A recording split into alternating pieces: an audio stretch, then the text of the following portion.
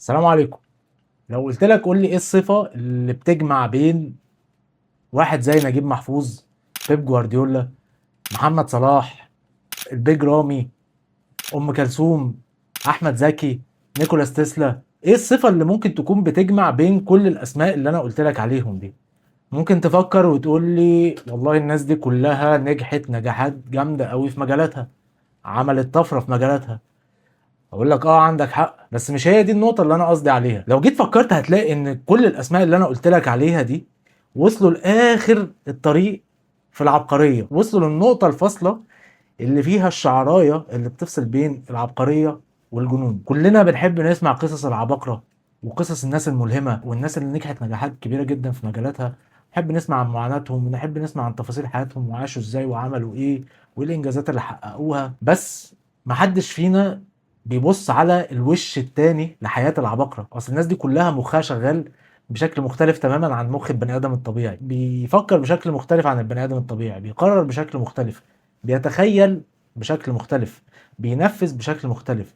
كل حاجة بتحصل في دماغه بتحصل بشكل مختلف عن الشخص الطبيعي. عشان كده هو في الاخر بيوصل ان هو بيبقى شخص عبقري وطفرة، وشخص التاريخ بيفضل فاكره يعني. ومش دايما الموضوع بيكون ميزة وتكون حاجة حلوة زي ما احنا دايما بنبقى فاكرين. ممكن الموضوع بيبقى كارثة ولعنة على البني آدم ده في حياته. الخط الرفيع اللي بيفصل بين العبقرية والجنون ممكن نقسمه لثلاث نقط أساسيين.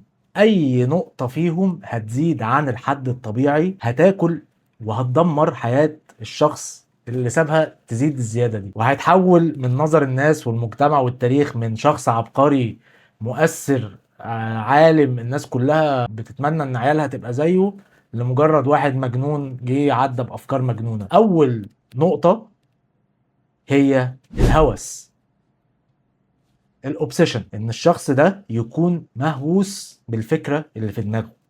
مهووس بالفكره دي مش معناه ان الفكره دايما في دماغه او ان هو الفكره مسيطره عليه. مهووس دي يعني هو عايش حياته بيفكر في الفكره دي.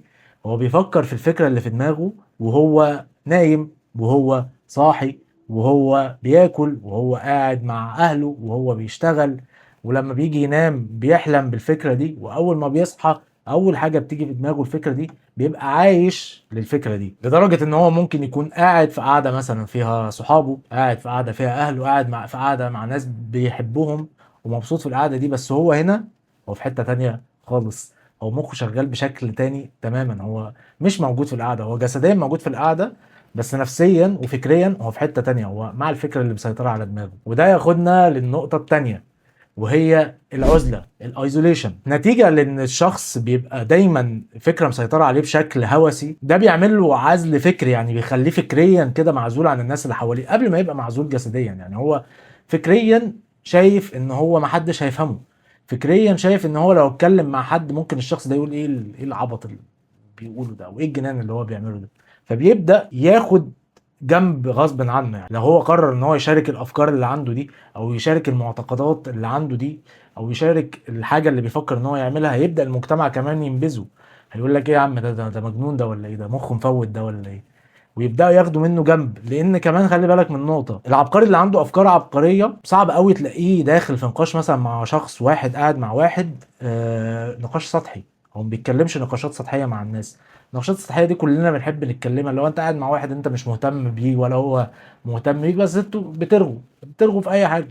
مش حاجه يعني، مش لازم تكون فكره عميقه وفكره ليها تاثير وفكره مهمه. لا، هو الشخص بقى العبقري لما بيجي يتكلم مع حد دايما بتلاقي كلامه ليه معنى. افكاره اللي بيشاركها مع الناس افكار ليها معنى، افكار عميقه. فيبدا غصب عنه يدخل في العزله ان هو محدش هيفهمه، هو مش عارف يتكلم مع حد، هو مش عارف يشارك افكاره مع حد. بعدين تخيل تبقى قاعد مع طفل من نجريج بيقول لك انا في يوم من الايام هلعب كوره في التوب ليفل، واسمي هيتقال من اسماء اساطير الحاجه اللي انا بعملها، وهبقى بنافس على اهم جايزه في تاريخ اللعبه اللي هي البالون دور. لو طفل من نجريج قال لك الكلام ده هتقعد تضحك.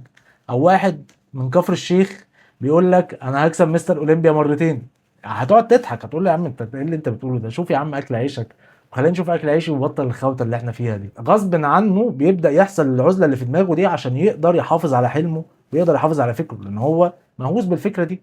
فالفكره دي مش هيقدر يتخلى عنها عشان خاطر مش عاجبه سعادتك. وده ياخدنا للنقطه الثالثه، وهي السعي ورا الكمال، البرفكشنزم. لانه الشخص ده بيبقى معزول عن العالم ومعزول عن الحياة ومعزول عن الناس، فلما بيبقى عايز يظهر للناس تاني او بيبقى عايز يظهر للحياة تاني بالفكرة اللي عنده، او خلاص عمل النتيجة اللي عنده، بيحب يظهر بأحسن شكل وبأحلى نتيجة. وما ينفعش ان هو يظهر بحاجة مش كاملة او حاجة مش عاجباه. دايما بيدور على الكمال، دايما بيدور على 10 من 10، 100 من 100. مش بيقبل 9.5 من 10. لازم يجيب النتيجة النهائية في الحاجة اللي هو بيعملها ويقدمها للناس بأحسن شكل. وده للاسف بيأخره في انتاج الافكار اللي عنده، ممكن يخليه كمان الفكره اللي عنده دي ما تطلعش النور، لان هو يفضل خايف من ان الفكره مش كامله او ان الموضوع فيه عيوب، لان هو دايما بيركز في اهم التفاصيل وبيحلل كل حاجه وعايز يطلع الحاجه باحسن شكل. لما تيجي تجمع الثلاث نقط اللي انا قلت لك عليهم، اللي هم الهوس والعزله والسعي ورا الكمال، هتبدأ تشوف فعلا قد ايه الخط اللي بين العبقرية والجنون خط رفيع قوي. من كتر ما الخط رفيع، هو قادر فعلا ان هو يخلق حاجات جميلة للعالم وللبشرية، وقادر في نفس الوقت ان هو يلتهم وياكل الناس اللي سابت نفسها الهوس والعزلة والسعي ورا الكمال. بصراحة انا برضو في نقطة انا ما عرفتش الاقي لها اجابة. تفتكر العبقرية هي اللي بتخلي الشخص وحيد ومهووس وبيسعى ورا الكمال، ولا الشخص الوحيد والمهووس واللي بيسعى ورا الكمال هو اللي بيبقى في الاخر عبقري؟ دايرة ما بتخلص. وربنا يعين العباقرة على الفوضى اللي في دماغهم دي كلها. وعايز اسمع رأيكم في الفيديو. السلام عليكم ورحمة الله وبركاته.